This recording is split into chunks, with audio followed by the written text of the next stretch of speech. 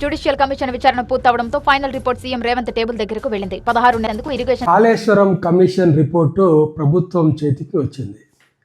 Kaleshwaram commission justice Ghosh చాలామంది సాక్షులను విచారించి దాంట్లో ఈటెల రాజేందర్, కేసీఆర్ చాలామంది అందులో అప్పట్లో కాళేశ్వరము కట్టినప్పుడు పనిచేసినటువంటి అధికారులు, అప్పుడు ప్రభుత్వంలో ఉన్నటువంటి పెద్దలు, అంటే ముఖ్యమంత్రి, అప్పటి సంబంధించిన ఇరిగేషన్కి సంబంధించినటువంటి మంత్రి, ఫైనాన్స్ మినిస్టర్ను, వాళ్ళందరినీ కూడా జస్టిస్ ఘోష్ కమిటీ విచారించి వాళ్ళ యొక్క స్టేట్మెంట్లను అన్నింటినీ రికార్డ్ చేసి దాన్ని ఇప్పుడు భద్రపరిచి గవర్నమెంట్కు అప్పచెప్పింది. అయితే చాలామందికి ఇప్పుడు వస్తున్న ప్రశ్న ఏంటంటే, మరి దీని ఆధారంగా కేసీఆర్ను అరెస్ట్ చేస్తారా అనేది.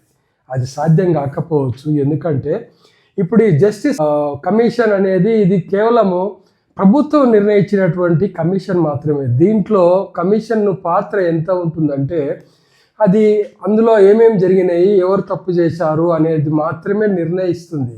కానీ దానికి అధికారాలు ఉండవు, అది చట్టబద్ధత ఉండదు, దాని ఆధారంగా అరెస్టులు జరగవు. కాకపోతే ఇప్పుడు గవర్నమెంట్ ఏం చేస్తుంది అంటే, దాంట్లో జరిగినటువంటి అవకతవకలను, అంటే వాళ్ళు జస్టిస్ ఘోష్ కమిషన్ ఇచ్చినటువంటి రిపోర్ట్ ఆధారంగా దాంట్లో ఏమన్నా అవకతవకలు జరిగితే, అంటే లీగల్గా, అంటే చట్టపరంగా ఏమైనా అవకాశాలు ఉంటే దాన్ని అప్పుడు సిఐడికి అప్పచెప్తుంది. అంచినటువంటి సాక్ష్యాల ఆధారంగా వాళ్ళు ఏం చేస్తారంటే సిఐడికి అప్పగిస్తే సిఐడి దాంట్లో సాక్షుల ఇచ్చినటువంటి వాంగ్మూలాలలో ఉన్నటువంటి విషయాన్ని బట్టి, అంటే ఆ విషయంలో ఏమైనా క్రిమినల్ యాక్షన్స్ ఉంటే తర్వాత దాంట్లో అవకతవకలు జరిగిన మాట వాస్తవా కాదా అనేది మనం నిర్ధారించలేము. అది ఆ కమిషన్ చెప్పినంత మాత్రాన మళ్ళీ దానికి చట్టబద్ధత ఉండదు, కోర్టులో నిర్ధారించాలి. అయితే ఇప్పుడు ఎక్కడ కూడా క్యాష్ రికవరీ అనేది ఇంతవరకు జరగలేదు.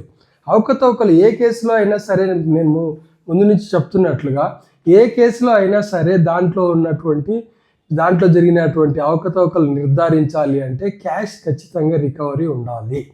మంత్రివర్గము నిర్ణయాలు తీసుకుందా తీసుకోలేదా ఇవన్నీ కూడా కోర్టులో అంత బలంగా నిలవకపోవచ్చు. ఎందుకు అంటే మంత్రివర్గ నిర్ణయాలు తీసుకోకుండా ఏది బయటికి రావు. సంబంధించినటువంటి మంత్రులు కూడా దానికి అనుమతులు ఇవ్వచ్చు. అన్నిటికీ క్యాబినెట్ నిర్ణయాలు అవసరం అని మనం చెప్పలేము. అందుకనే కేసీఆర్ను దీంట్లో ముద్దాయం చేసి జైల్లో పెట్టడం అనేది నాకు తెలిసి అసాధ్యమని నేను భావిస్తున్నాను.